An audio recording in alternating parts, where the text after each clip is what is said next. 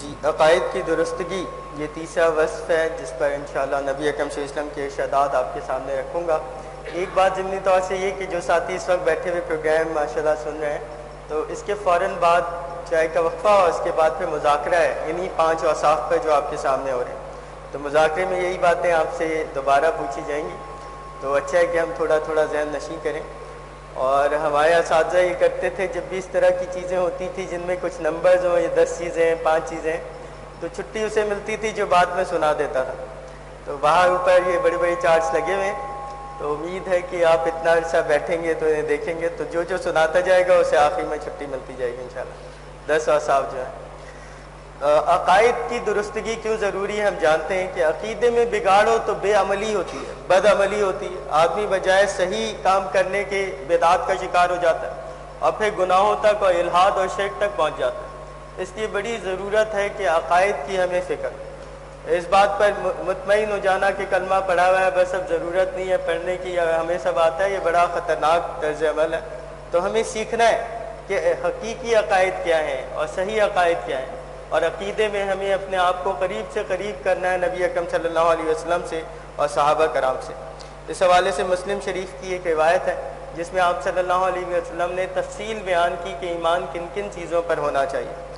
آپ نے فرمایا الایمان ان تؤمن باللہ وملائکتہ وکتبہ ورسلہ والیوم الآخر وتؤمن بقدر خیرہ وشرہ،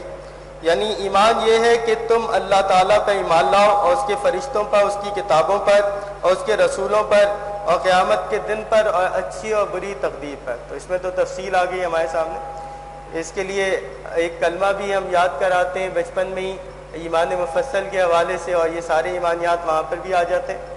اسی طرح پھر ایمان کے خاص تقاضے ہیں اور کچھ عقائد ہیں، مثلا یہ کہ توکل، بھروسہ، امید وہ صرف اللہ پر ہونا چاہیے۔ اس اعتبار سے نبی اکرم صلی اللہ علیہ وسلم نے ایک موقع پر حضرت عبداللہ بن عباس رضی اللہ تعالیٰ عنہ کا ہاتھ پکڑا اور ان سے ارشاد فرمایا کہ جب تم سوال کرو تو صرف اللہ سے سوال کرو، اور جب تم مدد چاہو تو صرف اللہ ہی سے مدد طلب کرو، اور یہ بات جان لو کہ اگر سب لوگ جمع ہو کر تمہیں فائدہ پہنچانا چاہیں تو نہیں پہنچا سکتے مگر وہی جو اللہ نے طے کر دیا، اور اگر سب لوگ مل کر تمہیں نقصان پہنچانا چاہیں تو نہیں پہنچا سکتے مگر وہی جو اللہ نے طے کر دیا۔ اور آپ نے فرمایا قلم اٹھائے جا چکے ہیں اور صحیفے خشک ہو چکے ہیں۔ تو یہ عقیدہ ہی ہے جو انسان کو بڑا زبردست حوصلہ عطا کر دیتا ہے۔ اگر آدمی کو یقین ہو کہ میرے لیے اللہ کا ہر فیصلہ خیر ہی خیر رکھتا ہے، اور اسے یقین ہو کہ مجھے خیر صرف اور صرف اللہ ہی کی ذات پہنچا سکتی ہے، اور اللہ کے علاوہ جو اس نے طے کر دیا کوئی شر مجھ تک نہیں پہنچ سکتا، تو آپ اس کے اعتماد کو دیکھ سکتے ہیں، اس کے بھروسے کا اندازہ کر سکتے ہیں کہ شدید ترین حالات میں بھی وہ ڈٹا ہوگا اور اس پر مایوسی اور رنج کا کوئی عالم نہیں ہوگا۔ اسی اعتبار سے مسلم شریف میں روایت اور تقدیر کا اس میں خصوصی ذکر حضرت ابو ہریرہ رضی اللہ تعالیٰ عنہ راوی ہیں، اور آپ صلی اللہ علیہ وسلم نے فرمایا کہ طاقتور مومن کمزور مومن سے زیادہ بہتر، اللہ کو زیادہ محبوب ہے۔ یہاں طاقتور سے مراد علماء نے لیے ہے کہ ایمان کی طاقت۔ تو اسی طرح فرمایا اور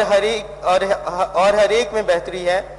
اس چیز کی حرص کرو جو تمہیں فائدہ دے، اور اللہ سے مدد طلب کرو اور ہمت نہ ہارو،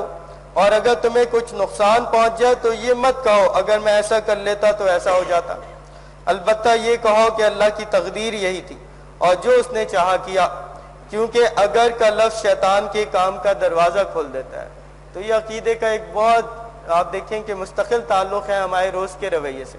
بہت ساری اپارچونیٹیز ہمارے ہاتھ سے نکل جاتی ہیں اور پھر یہ ہم اسی طرح گلا شکوہ کر رہے ہوتے ہیں کہ اگر میں یوں کر لیتا، اگر وہ ہوتا، تو حالانکہ اللہ کے رسول صلی اللہ علیہ وسلم نے اس سے منع فرمایا۔ اسی طرح پھر عقیدے میں نبی اکرم صلی اللہ علیہ وسلم کی جو آپ پر عقیدہ ہے، اور اسی طرح آپ کے اقوال، آپ کے اعمال، آپ کی تقریر کا جو مقام ہے جسے ہم حجت حدیث کہتے ہیں، اس حوالے سے ابو داؤد شریف کی ایک روایت،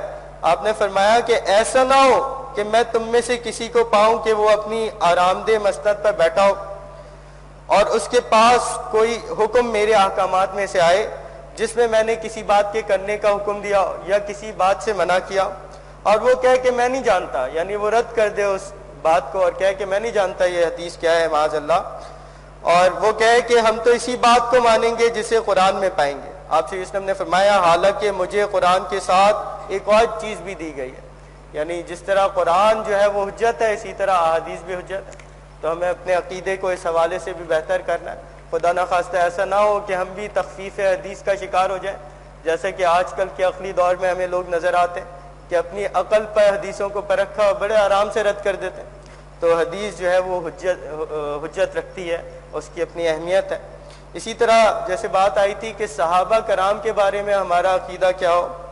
تو مسند احمد کی روایت آپ صلی اللہ علیہ وسلم نے فرمایا کہ